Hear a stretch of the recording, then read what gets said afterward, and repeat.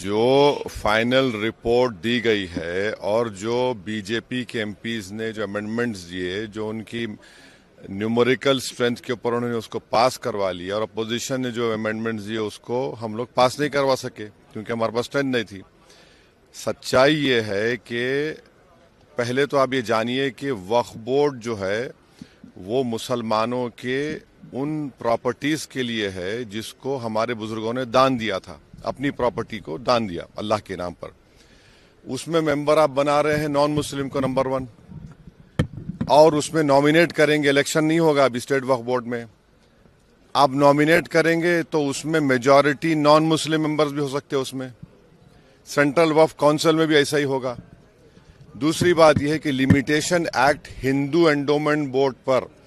سکھ کے گردوارہ کے اوپر، کرسچنز پر اپلائی نہیں ہوتا،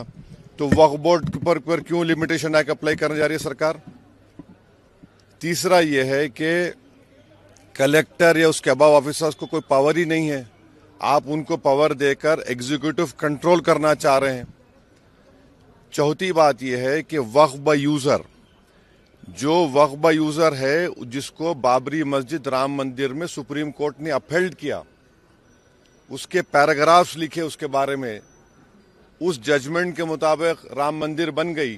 اور اس ججمنٹ میں جو وقف بائی یوزر کے بارے میں سپریم کورٹ نے کہا ہے، سرکار اس کے برعکس، اس کا اپوزٹ کام کر رہی ہے۔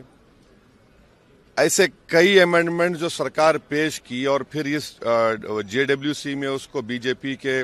اور ان کے الائز نے پاس کیا، اس سے وقف بورڈ ختم ہو کے رہ جائے گا۔